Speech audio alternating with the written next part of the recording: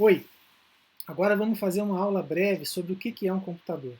Eu imagino que você talvez nunca tenha pensado sobre que tipo de ferramenta é um computador. Adianto, um computador é uma ferramenta para tratar informações, é uma máquina capaz de processar informações. Vamos lá. A primeira observação é que é difícil definir exatamente o que é um computador, porque hoje, com a sua popularização, tem N tipos de computadores. Do computador que está no teu relógio até o computador que está hospedando e processando esse vídeo aqui, né, em algum data center que a gente não sabe sequer exatamente onde está. Muito bem. Apesar disso, apesar dessa diversidade, os computadores têm algo em comum, vamos dizer assim. Tá? Primeiro, sua origem. Uma das primeiras descrições de computadores foi a de Alan Turing, em 1945. Talvez vocês conheçam Alan Turing do filme Enigma. Né? E naquele filme ele já era um matemático famoso e tal, mas a sua principal contribuição, na verdade, foi essa abstração que é o computador. Na abstração de Alan Turing, que a gente chama de máquina de Turing, um computador ele tinha uma fita, que na prática era uma fita magnética, onde eu podia gravar e ler coisas, tinha um cabeçote para essa gravação, e eu tinha uma unidade de processamento. A abstração de Alan Turing ela foi brilhante no sentido de que, com uma máquina simples como essa, eu poderia tratar praticamente qualquer tipo de problema conhecido na época. Tá? Logo depois de Turing, von Neumann apresentou uma abstração que já é muito próxima do que a gente usa hoje. Tá? Na abstração de von Neumann, eu tenho entrada, tenho saída, exemplo de entrada e saída. O teclado é uma máquina, um dispositivo para fazer entrada. O mouse, essa câmera, o áudio que eu estou gravando. Tá? Saídas. O monitor é uma saída, tá? Uma saída clássica. Também posso citar outros, como arquivos. Né? E na arquitetura de von Neumann eu tenho ainda memória, onde os dados podem ser armazenados, substituindo um pouco a fita do Alan Turing, e unidade de processamento. No fundo, todo computador hoje é assim, apesar de ter as suas especificidades. Né? Nesse slide, eu vou forçar um pouco a sua capacidade de abstração. Eu já disse que um computador é uma máquina capaz de tratar informação. Que tipo de informação? Qual o tamanho dessa informação? Qual a complexidade desse tratamento? Quão difícil é tratar esses dados? Bom, imagine o seguinte, com o apoio dessa figura. Imagina que todos os problemas do mundo fossem colocados em um conjunto. Poxa, esse conjunto é enorme, né? Então cabe aí dentro desse conjunto as operações aritméticas, as comparações entre textos, as decisões feitas pelos algoritmos de inteligência artificial, põe tudo aí. Tá? Nesse grande conjunto, eu vou ter problemas que são fáceis de resolver. Eu vou ter problemas que, às vezes, são inviáveis de resolver, porque eles são muito complexos. E eu posso ter até problemas que eu não consigo dar uma solução para eles. Interessante isso, né?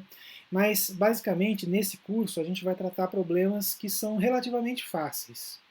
E problemas para os quais eu consigo dar uma solução e consigo implementar essa solução no computador. Aí, ao longo do seu progresso nos cursos que fazem parte da ciência de computação ou da engenharia de computação, avança. A ideia é ir avançando um pouco nessa complexidade e começar a entender a relação entre esses problemas. Mas isso são cenas de capítulos ainda distantes, ou pelo menos no próximo semestre. Agora, a nossa preocupação é aprender a representar problemas como algoritmos, e eu vou deixar uma sugestão para vocês usarem um material de apoio. Tá? É um curso online gratuito, disponibilizado pela EDX, onde são tratados todos os elementos básicos de linguagem C. Vale a pena depois eu fazer um outro vídeo só para mostrar como acessar e como navegar por esse portal. Feito esse parênteses, vamos falar sobre o que é um algoritmo. A primeira brincadeira é, pensa e coloca no papel quais os passos, e da forma mais detalhada possível, que você executou para chegar onde você está hoje. Tá? Pô, você acordou, ligou o computador, tá, mas tenta colocar isso passo a passo. Você vai ver que é uma lista grande de coisas e cada um de nós, mesmo que a gente tenha feito a mesma coisa, vai descrever de forma diferente. Tá? E a gente precisa ter o cuidado, no contexto dessa disciplina, primeiro, de usar uma linguagem padrão para descrever a solução de problemas. Segundo, descrever os problemas da forma mais correta e detalhada possível. Só para ilustrar essa brincadeira, tem um vídeo muito legal na internet, que eu vou deixar o link aqui também. Vai lá, assiste o vídeo, depois volta. Passa da magiquinha. Agora você vai ter chegado à conclusão que não é trivial descrever passo a passo como resolver um problema. Então vamos exercitar e vamos trabalhar esse skill, trabalhar essa capacidade em nós. Né? Bom, primeiro, vamos entender o que é um algoritmo. Nesse slide eu coloco o primeiro exemplo de algoritmo. Tá? Aqui à esquerda está uma descrição de um algoritmo que pega 3 números, faz uma operação com eles. Tá? Não vou passar linha a linha aqui, em outro momento eu faço isso, mas a ideia é que eu estou descrevendo tarefas muito específicas. Né? Identifico quais são as variáveis do meu problema, pego os valores iniciais dessas variáveis, executo o que eu tenho que executar, no caso é uma operação de soma e depois multiplicação, e escrevo um resultado. Ok? Bom, um algoritmo também pode ser representado de outras formas. E, por exemplo, inclusive com o apoio de elementos gráficos. Então aqui perto do filminho tem um fluxograma que por muitos anos talvez tenha sido a forma mais usada para representar pequenos algoritmos. Tá? Só que quando a coisa vai ficando meio complexa e tem muitos elementos gráficos nisso, fica difícil de manipular. O que a gente faz na prática é pensar a solução no papel e descrevendo usando alguma nomenclatura padrão do passo a passo. Né? Essa nomenclatura padrão, a nomenclatura que a gente vai escolher, que eu escolhi, que vamos usar nesse curso, é a nomenclatura do Farrer. Farrer é um livro excelente, muito simples de entender, e por essa razão ele foi escolhido. Tem outras formas? Tem. Uma outra forma bastante famosa é o Portugal. Né? Se você baixar os slides, você vai poder dar uma olhada com calma aqui, que eu estou descrevendo um algoritmo usando palavras parecidas com a do português. Ok? Bom, a primeira coisa que a gente vai ter que fazer então é entender o que eu posso usar, que palavras eu posso usar para descrever um algoritmo, para ter um padrão de descrição das ideias. Né? Depois a gente vai exercitar, fazer inúmeros exercícios para aprender a descrever soluções de forma coerente e correta. Nossa primeira atividade vai ser escrever de forma correta. Depois a gente vai pensar em como otimizar ou como deixar aquele código, aquele algoritmo mais claro. Ok. Um exemplo. Tá? Vamos pegar um exemplo de conhecido nosso, que é como que um algoritmo, como que um aluno, o que um aluno tem que fazer para ser aprovado numa disciplina. Primeiro, a gente tem que compreender o problema. Como é que é o problema? Bom, o aluno vai fazer uma disciplina, ele vai ter uma frequência e ele vai ter uma nota. Né? O que é esse elemento frequência? Bom, para ser aprovado, frequência tem que ser igual ou maior a 75%. Não atingiu esse patamar, o aluno está reprovado.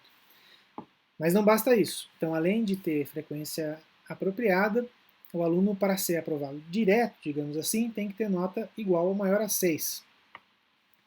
Mas se ele não foi aprovado direto, ainda tem uma chance, que é o exame. Mas para ter o direito ao exame, o aluno precisa ter nota não inferior a 3. Legal. Então, se ele está no caso do exame, ele precisa, então, somar a nota do exame com a nota anterior e ver se isso é maior do que 6. E se isso for verdade, o aluno está aprovado. Tá? Sobrou uma condição que eu não comentei aqui, que é de ele ter frequência mínima, mas ele atingir a frequência mínima e superar, mas não atingir uma nota mínima de 3. Então ele também está reprovado. Quantas condições eu coloquei aqui? Né? Então, são várias condições para entender um problema e agora a gente tem que expressar isso no papel. Faça esse exercício e tente descrever no papel esse passo a passo, essa tomada de decisão se um aluno é aprovado ou não. Primeiro, olhe quais são as variáveis e depois veja as condições que você tem que observar. Ok. Depois que a gente fizer esse algoritmo, a gente vai se preocupar com a questão de expressá-lo em um programa. Isso a gente ainda vai fazer mais adiante. Vai guardando os algoritmos aí no seu caderno, porque logo logo nós vamos precisar revê-los e transformar aquilo em programas. Tá? Um programa é um algoritmo colocado em termos de uma linguagem de programação.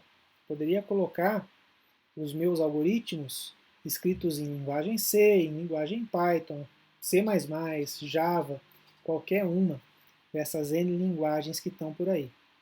Nós vamos usar a linguagem C por algumas razões.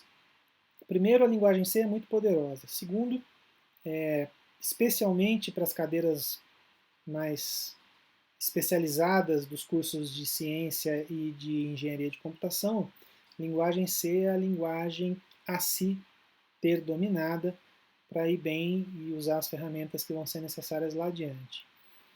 E agora, sobretudo, eu sou fã de linguagem C.